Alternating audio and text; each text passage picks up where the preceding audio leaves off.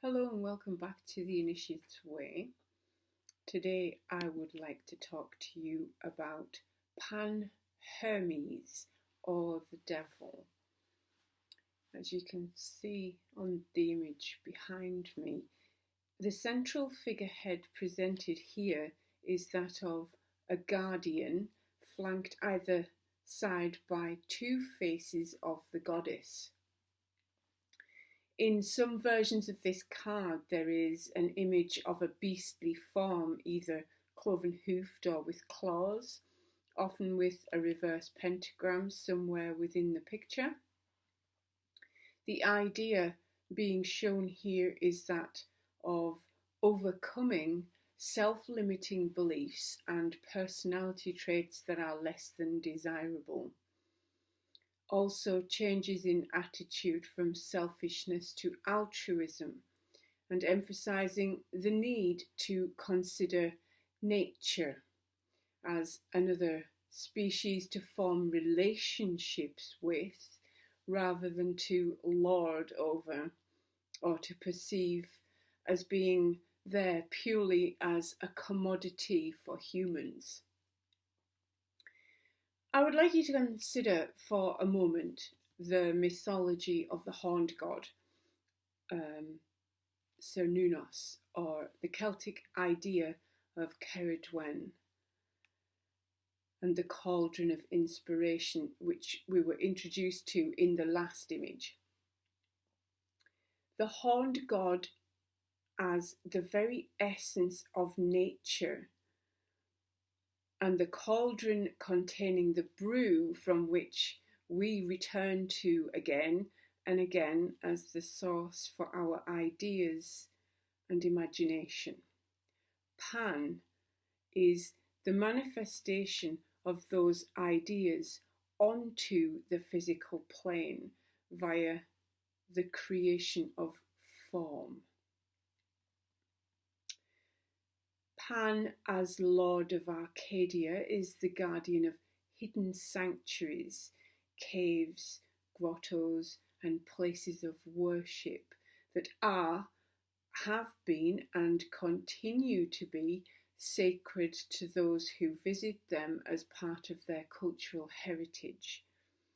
Unfortunately, over the years, much misfortune has come to these physical places, especially during times when belief structures changed. In some traditions, there is a belief that for Christ to be born, Pan had to die, and perhaps this might explain the similarity of the dark renditions of the devil as a monstrous creature, and the later associations of this deity with Shaitan or Satan.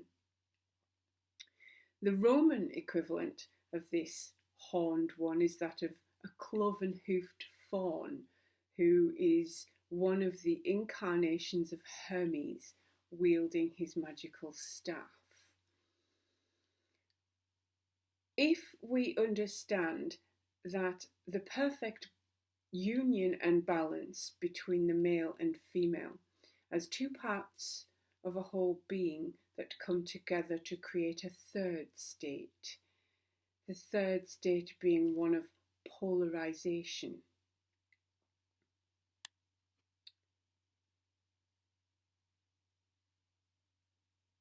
The archetype of Pan is connected with January and Saturn as the part of the year where the Gregorian calendar, the previous year, is ending and another is beginning. The astrological sign associated with this image is that of Capricorn, or the mountain goat. So you may become painfully aware at this stage of time and its constraints. Time on Earth is short, and this is as good a time as any to reflect and consider, are you doing all that you should be doing, or have you gotten distracted along the way? Impulses and desires play a big part in the realization process, and taking responsibility for your choices and actions, choosing whether or not to act on your impulses and what the outcomes will be, considering possible outcomes beforehand and making sure that you're not setting yourself on a road which could potentially be disastrous. So I would like to do the pathworking for you of Pan Hermes, the guardian of Earth, or the Wayfinder. If you have any candles that you can light before we begin, and get yourself seated in a comfortable position, preferably seated upright so that you don't fall asleep. I would like you to close your eyes and take a nice deep breath and let it out slowly.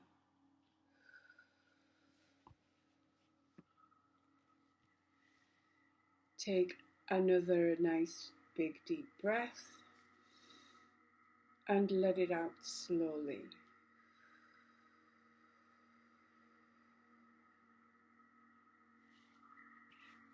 Take another nice big deep breath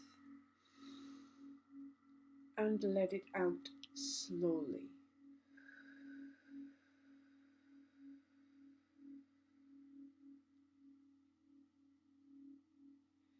Take another nice big deep breath and let it out slowly.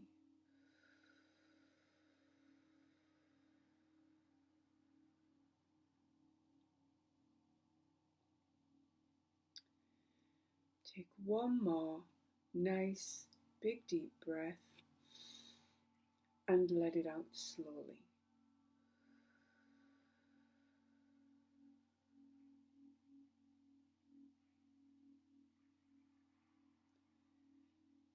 In the stillness, darkness, and silence of the night, you are wandering once again under a star-studded sky.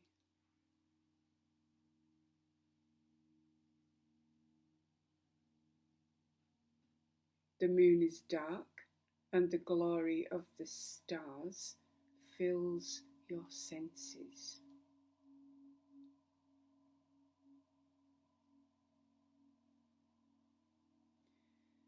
There is an icy chill in the air as you return to the cave entrance that we visited in the last visualization. But this time it feels slightly different. You see the cave entrance forming in your imagination. Let it build itself.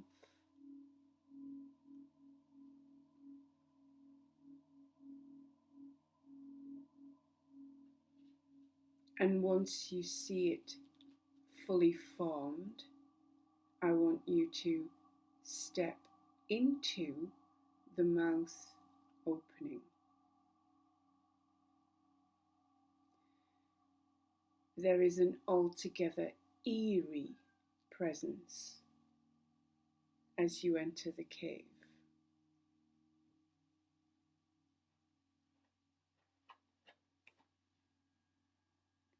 As there is no light, you are forced to use your bodily senses to move into the darkness. And the shadows seem to encroach and move towards you as you walk into this vast, dark space.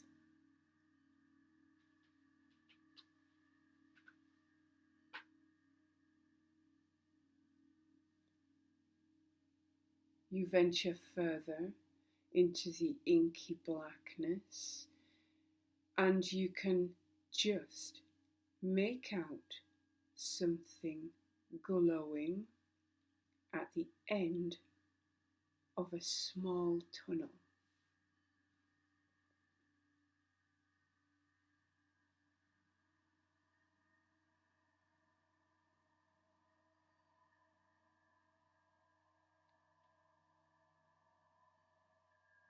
You are drawn towards this faint orange glow issuing from a tiny seam of light which is seeping through the cracks of a heavy, old wooden door.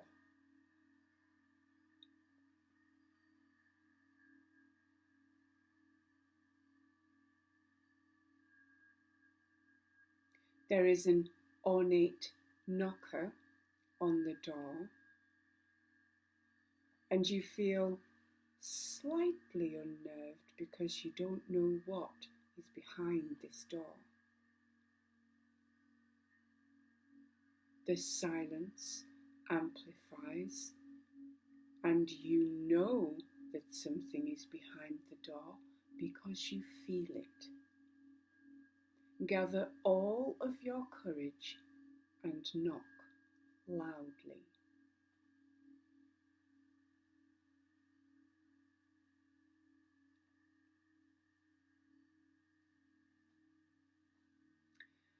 After a moment, you hear a loud click as the door slowly creaks open.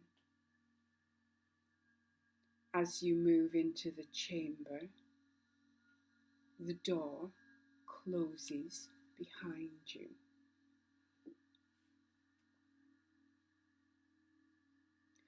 In front of you, there is a form chained to concrete blocks on the floor, and a lit torch high up on the wall that illuminates the scene.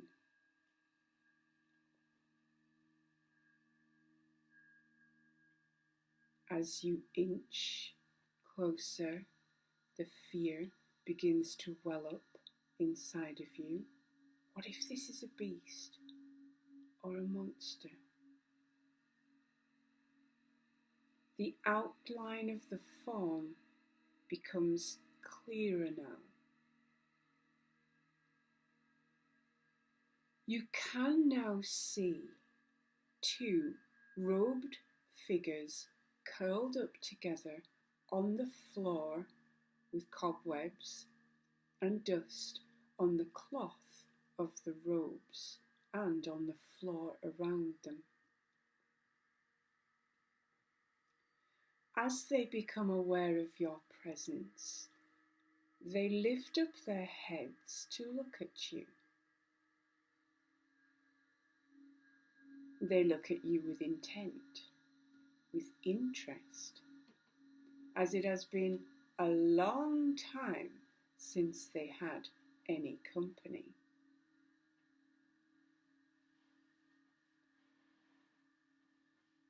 A kindly green face materializes in your mind's eye, and he tells you that he is the guardian of this secret, sacred place. He asks you, what is it that you seek?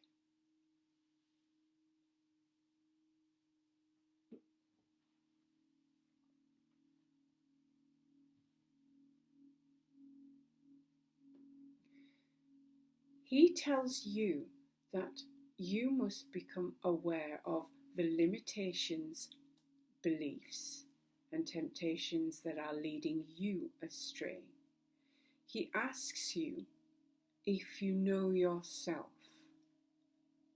who you really are, and if you are ready to let go of the things that no longer serve you.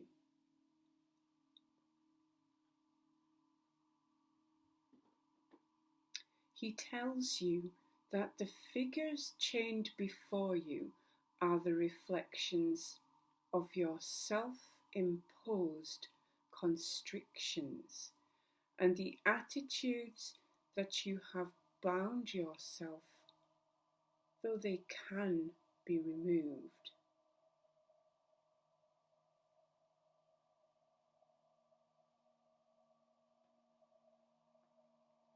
As you listen to what he has to say, the chains that you saw binding the forms to the floor begin to dissolve, and you feel your own burdens beginning to lift. He tells you that his job is to guide you back to the path where you went astray. All manifestations of things on earth pass through this place. The beasts of the field, the birds of the air, the fish of the waters are all companions on the earth.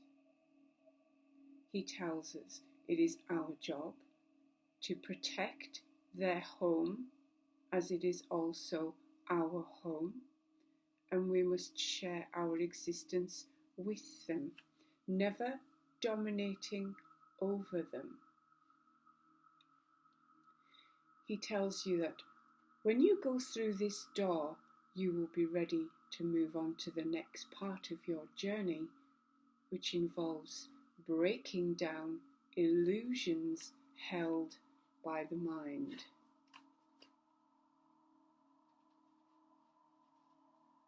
The two forms in robes begin to rise and shed their garments to the floor. You watch as the two forms merge into each other and transform into the image of a radiant goddess.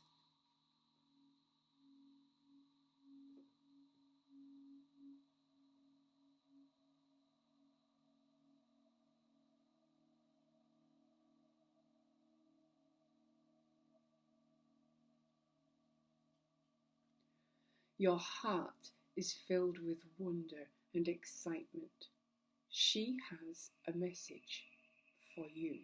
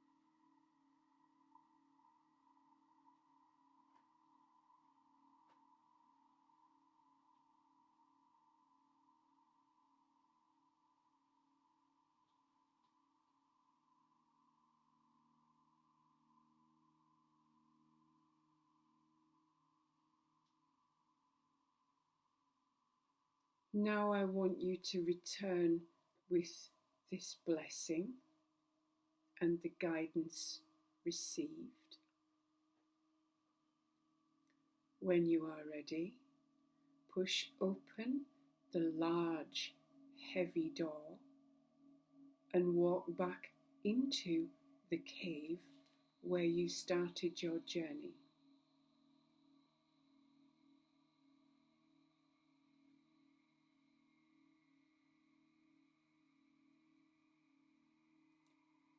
Remember everything that you have experienced to bring back with you into the present moment.